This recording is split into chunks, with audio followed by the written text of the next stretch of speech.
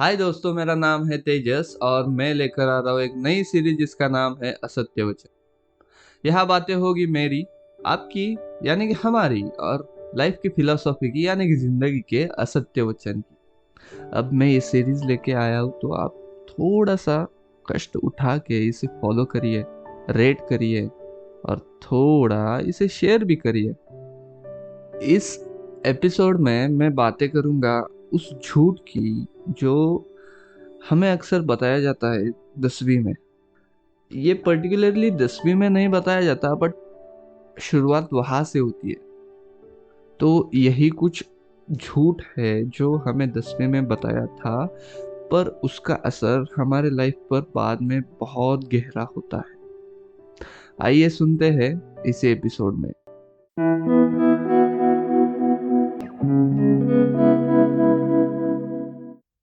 इस कहानी की शुरुआत करने से पहले आइए जानते हैं इसका थोड़ा बहुत कॉन्टेक्स्ट। इसकी शुरुआत करते हैं मेरे 8वीं 9वीं कक्षा से। जब मैं 8वीं कक्षा में था तो ये सेमी इंग्लिश नाम का नया नया मीडियम आया था।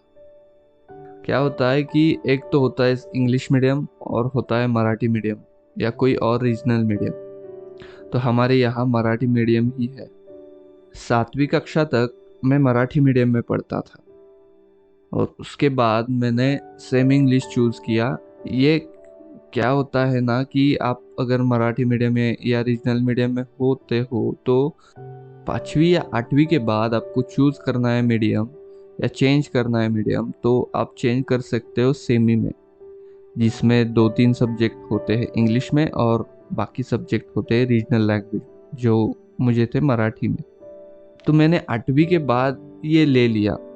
थोड़ा सा सिंसियर होशियार टाइप का लड़का था तो घर से उम्मीद थी, या बाकी लोगों की भी उम्मीद थी कि ये पढ़ेगा, इंग्लिश पढ़ेगा, आगे बढ़ेगा। तो उसी बहाने मैंने सेमी इंग्लिश लिया और पढ़ाई चालू की। 8वीं कक्षा ऐसे ही गुजारी क्योंकि मुझे वो सेमी इंग्लिश मीडियम नया था।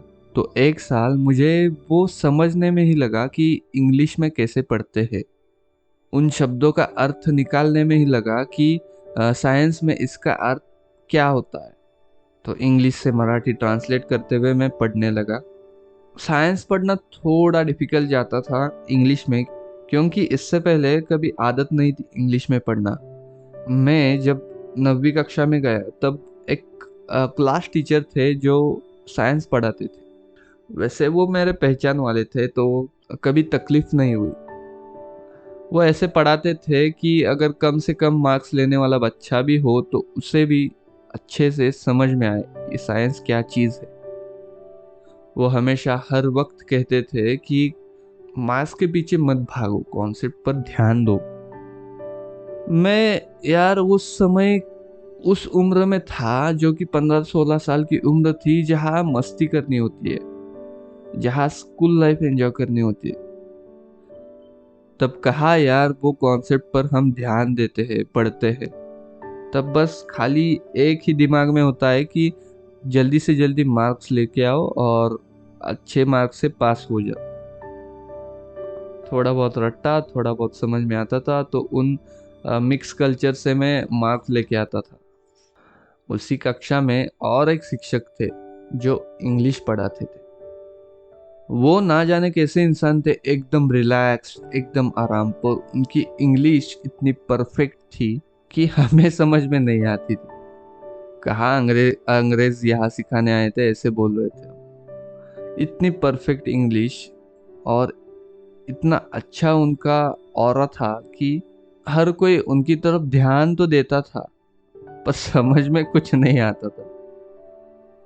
तो उन्होंने हमें हमेशा बताया है कि एग्जाम के एक दिन पहले आप आराम रहो, रिलैक्स रहो, चाहे तो थिएटर में जाके मूवी देख के आओ, टेंशन मत लो एग्जाम का। ये स्कूल की दो ही बातें मेरे दिल में बैठ गई। एक तो कॉन्सेप्ट क्लियर करो और दूसरी है आराम करो, रिलैक्स रहो। जैसे 9वीं खत्म ही हो रही थी, 10वीं स्टार्ट हो गई। अब 10वीं पता नहीं ऐसी क्या चीज है कि जब आप एडमिशन 10वीं में लेते हो तो आपका टीवी बंद, जैसे हम तो टीवी के सामने ही 24 घंटे बैठते थे, उसके बाद मोबाइल बंद, उसके बाद आपका बाहर खेलना बंद, कहीं ट्रिप पर जाना हो वो बंद, फैमिली फंक्शन हो वो बंद। अरे यार, ये 10वीं थी या अत्याचार। इतना सर पे चढ़ाया था ना 10वीं को, बस अब इसके बाद कोई लाइफ ही नहीं है, बस ये आखिरी एग्जाम है आपकी। ऊपर से ये रिश्तेदार, ये आजू बाजू के लोग, मैं रिश्तेदार पॉइंट आउट नहीं कर रहा हूँ, पर हाँ, ये कॉमन बात है, हर घर में ये कॉमन बात है कि आपके पहचान वाले लोग आके आपको सलाह देते हैं।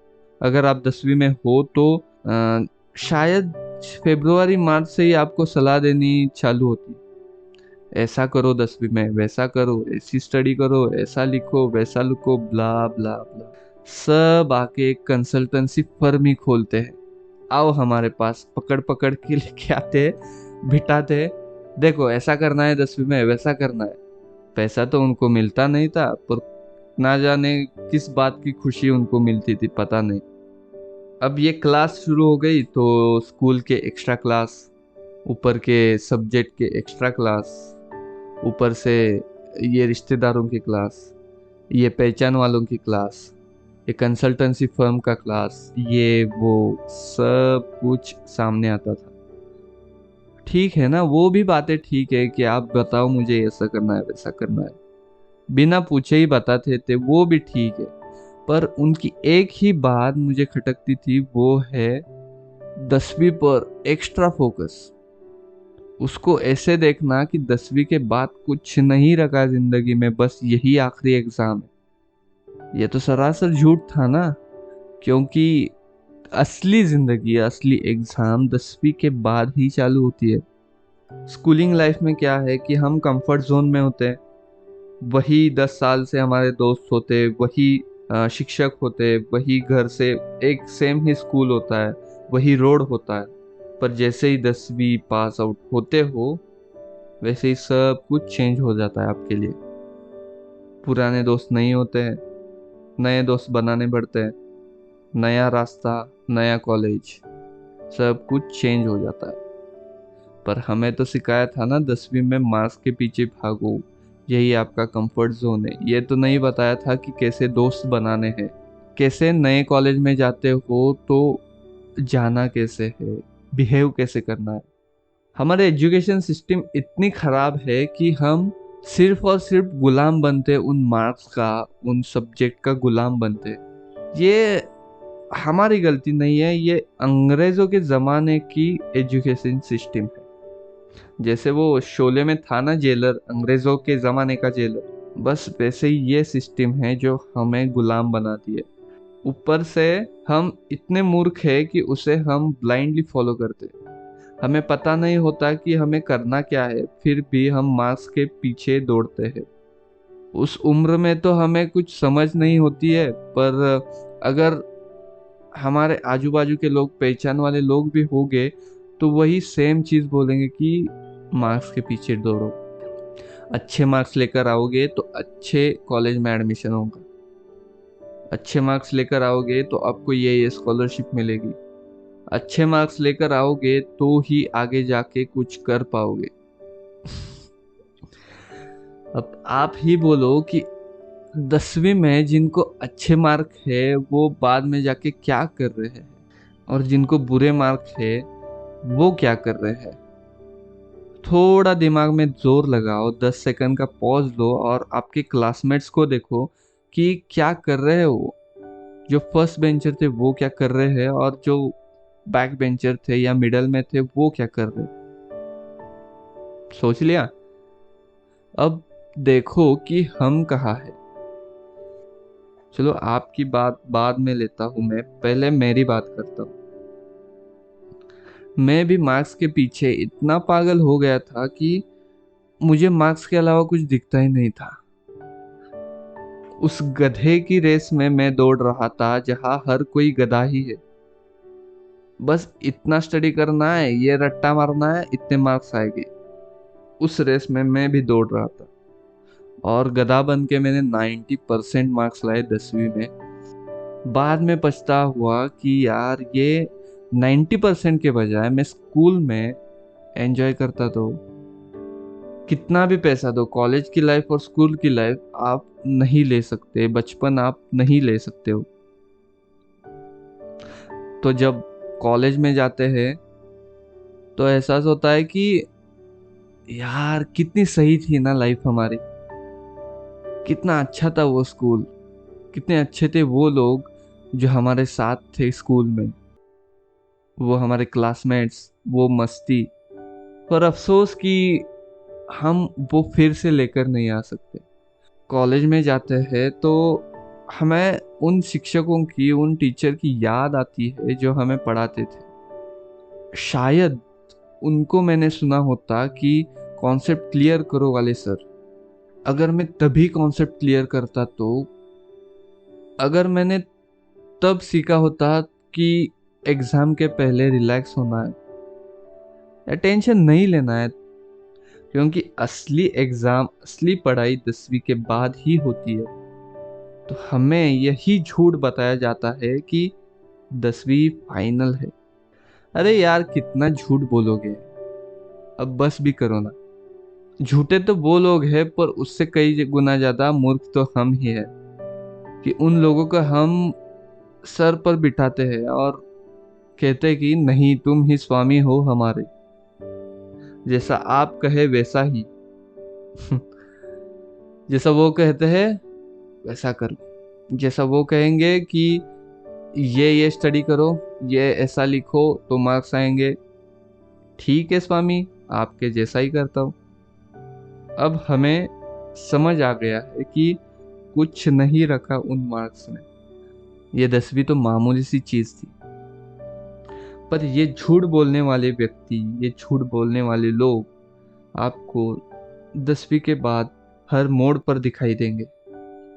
कॉलेज के बाद 12वीं, 12वीं में फिर से एक झूठ की 12वीं की एग्जाम, उसके बाद फिर से एक झूठ जेई नीट का एग्जाम, उसके बाद फिर से एक झूठ डिग्री का, उसके बाद फिर से झूठ जॉब का, ये वो फलाना ढिमका। बस भी करो ना यार, कितना झूठ बोलोगे। ऊपर से जिंदगी का सबसे बड़ा झूठ, जल्दी से जल्दी करियर करो, जल्दी से जल्दी शादी करो, जल्दी से जल्दी बच्चे पैदा करो, बाद में सुकून ही सुकून। कभी आपने खुद को आईने में देखा है?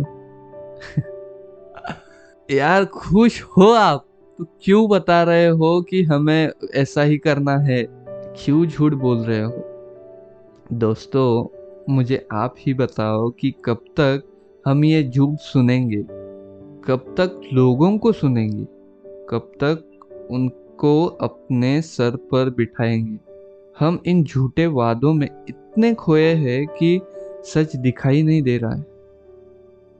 सच तो ये बात है कि 10वीं से लेकर शादी तक, या शादी से लेकर मौत तक, जो भी करे उसमें खुशी सुकून मिलना चाहिए।